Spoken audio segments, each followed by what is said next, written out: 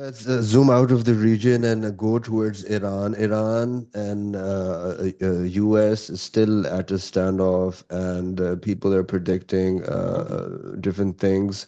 I saw your show, Geopolitical Trends. You were talking about a new missile that Iran has come up with. Tell us more about that. Yeah, the one you're referring to is the Khorramshahr 4. That's an ICBM. And the reason is the timing of the announcement. What Iran was doing is a strategic move on its part. This seeing the movement of the US forces. And by the way, let me tell you a fact here for your audience to know. Despite what you hear, as far as the deployment of the forces and so forth, it's not as near as it was when we invaded Iraq. When we invaded Iraq, we had about 160,000 troops in the region for that particular event. We don't have that many numbers right now. But the deployment, which means that hypothetically, should the US move forward with the strike, this kind of war is going to be just from planes and missiles. That's all it's going to be. Because we won't be able to send troops on the ground inside Iran. In other words, invade Iran. It will be a suicide. No force has ever invaded the Persian Empire if you look at the history. So what Iran ended up doing is just a tit for tat, strategic maneuvering. That's it. I believe, in my opinion, Ali, Iran is making a mistake by re-entering into the negotiations with the Americans. Look what North Korea did. And when they tested the nukes back in 2006, we stopped threatening them. Tell me, and if for your audience also as a challenge, tell me when was the last time we threatened North Korea with a strike? I couldn't recall. And I think that's the mistake Iran is making. Put religion aside, because Ali Khamenei is saying, what religions do they have? Come on, man, get real, because if you don't take this step as far as deterrence, you're going to be seeing this cycle repeating itself from one administration to the next. And I think, in my opinion, that is the mistake Iran is making. Go get the bomb and be done with. Look at Pakistan right now. Look at India. Look at North Korea. They're the US to threaten those countries.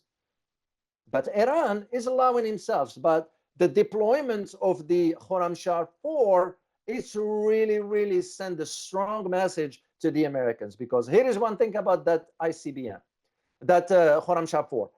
The range of it is almost 2,200. And when you look at the geographical map, the 2,200 is almost as closer as it gets to the Guam, because Guam is about 2,500. And in Guam, that's where we have the bombers and all that, which means I'm sure Iran has something else that they are not disclosing. There is no doubt for me. They have something. They're just not going to show all their cards. But the fact that Khorramshahr 4 came to the discussion or the announcement about it prior to the negotiations in Muscat, in Oman, it tells me that we are announcing, meaning Iran, we are announcing the deployment of this missile that is within reach to every American installations in the Middle East. Wow. And that's enough. So this is why the US wanted to include the missile discussions into the negotiations. Iran saying that's a red line. And rightly so. That's the only card they have right now as far as deterrence. But I always say, you know what? Tell the Americans, nice talking to you. Move out of or remove yourself from the NPT. Okay, expel the IAEA, the International Atomic Energy Agency inspectors. Close the doors. Yes, you're gonna have some struggles economically, whatever. Get the bomb or get whatever type of deterrence you're gonna have. Announce it, and it's over. Trust me, if that happens, the US will be willing to negotiate. Iran is pretty big on missile technologies. Do we have more information on that? I mean, I've heard about the Khyber Shikan and this one that you're talking about, the ones which change directions. Could you add a little more on this? Certainly, Ali. Their missile technology is really advanced in comparison to other in the region except for Israel. But Israel doesn't have any because we provide Israel with the missiles. But even certain type, the hypersonics that Iran has now, we don't have anything to counter that, by the way, just to let you know. And I'm sure the Russians have been helping, the North Koreans have been helping Iran. So that's why their missile technology is really advanced in comparison to others. And this to us is one of the main concerns. Because one thing I remember, and I did talk about it on my channel at some point, I don't remember when, when I argued that if Israel attacks Iran this time around, Iran's going to launch about 2,000 missiles all at once. Can you imagine?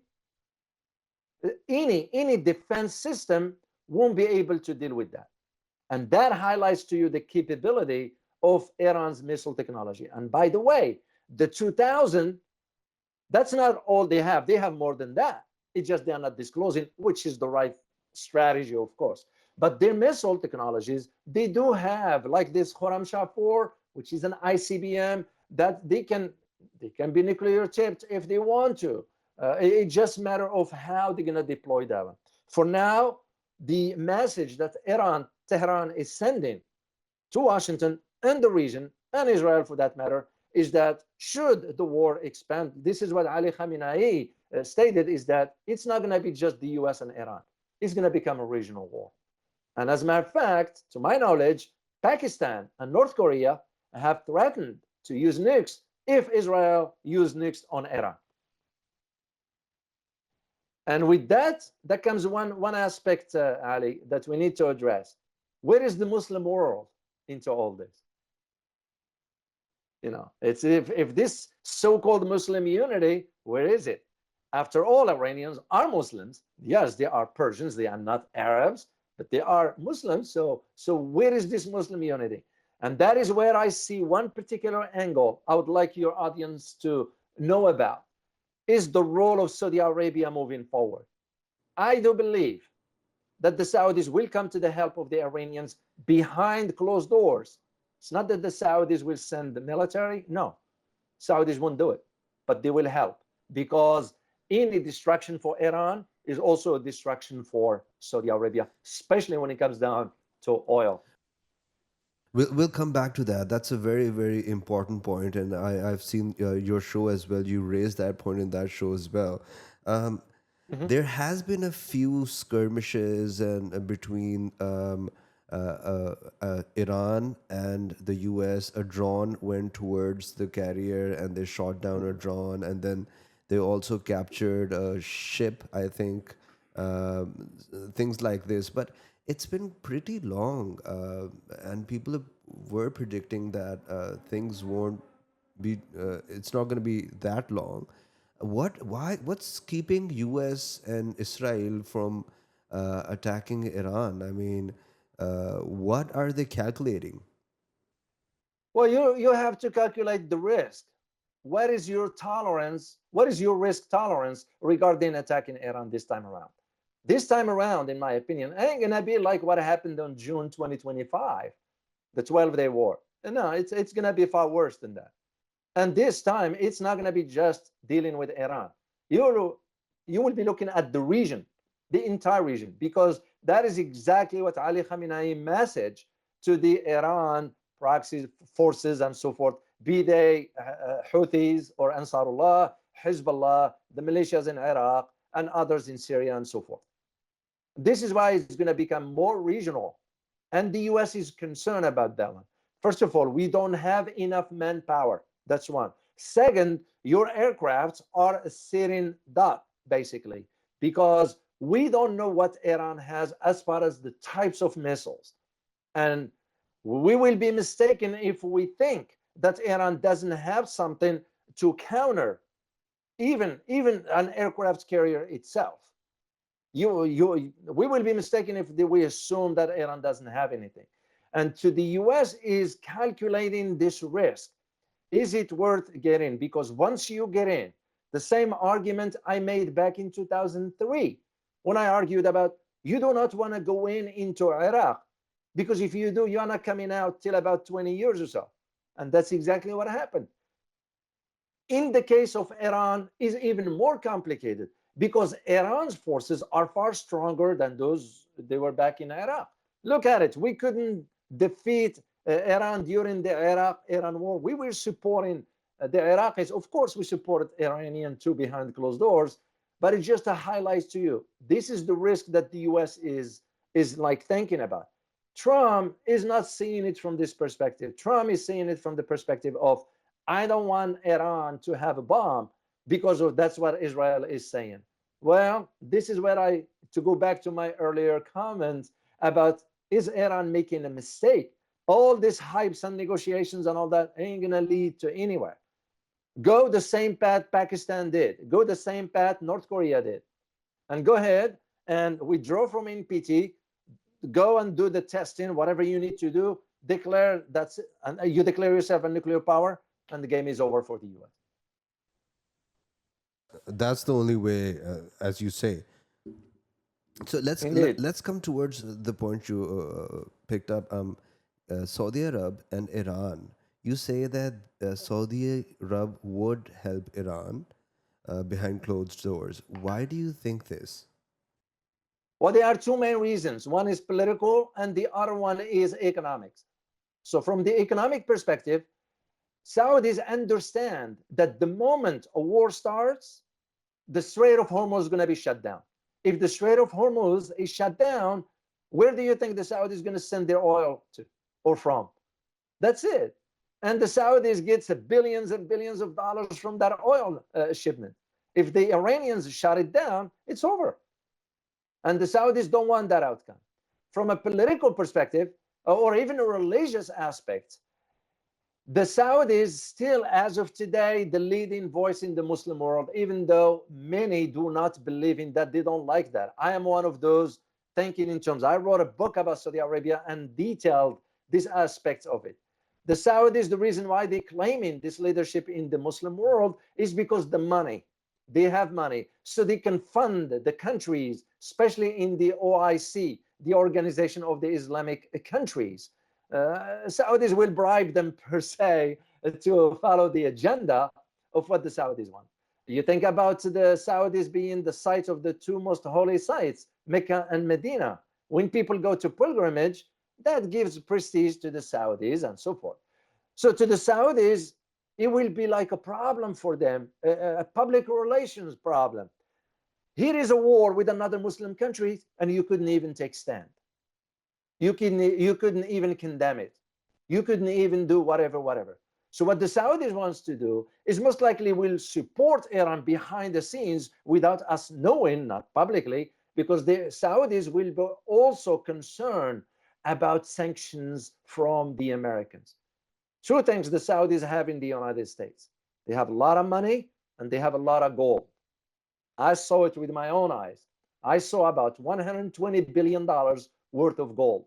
And when I asked, I was told indirectly that it belongs to the Saudis. So this is why the Saudis are going to play out that. And when you consider the alliance between Saudi Arabia and Pakistan, and the Pakistanis have already announced that if Iran is attacked by a nuclear weapon, they will retaliate. That gives you the idea right there. The Saudis don't want to lose that to the Pakistanis. Even though it's not going to get that far, whoever is going to come to the support of the Iranian in this dilemma will win the hearts of the entire 1.4 or 1.5 or 6 billion Muslims around the world. It's That is where the difference is. it's it seems like these Muslim countries are coming together, except for UAE. It's been casting away further and further. Yeah, UAE will not, because UAE has deep ties to Israel. UAE is been supported by the survival of the regime. It depends on the Israelis providing sort of high-tech stuff like Pegasus, which allowed the UAE government to just listen to all citizens. And so we have the same here in a different way. I'm sure in Pakistan there are some similar stuff. In India, in whatever other countries, all of them do. The case of the United Arab Emirates is slightly different. Why? Because the Saudis and the Emiratis are now gloves off. the Saudis have pushed back against United Arab Emirates, especially with what the Emiratis were doing or are doing in Yemen, Libya, and Sudan, and now in Syria to a degree. So the Saudis are seeing these tactics and these maneuvers by the UAE as a red flag. A red flag for what? For the Saudis' role on the Muslim world. And that is why I am convinced should there be an aid, it's going to be from the Saudis, not the United Arab Emirates, towards Iran. That's how I see it. Turkey also, the heads of Turkey and Saudi Arab are coming closer, visiting each other one step closer to what we were Mm-hmm. saying, the Muslim NATO. Well, that one is because Turkey really wanted to take part of this Saudi-Pakistani military pact, because they're seeing something that could move forward given where the current state of affairs regarding NATO, the current state of affairs in Europe, the current state of affairs in the United States vis-a-vis Europe or vis-a-vis Russia, especially on the last part, has to do with the death of the START treaty. And there is no, the Russians have asked now for 1 year extension till they figure out a new agreement. Because if there is none, that means we are on the track. We're going to be on the edge because we don't know how many each country in the United States or Russia will produce. There's enough nuclear weapons to destroy the world many times over, or many times over rather. But the concern for for Turkey is seeing certain dimensions moving forward.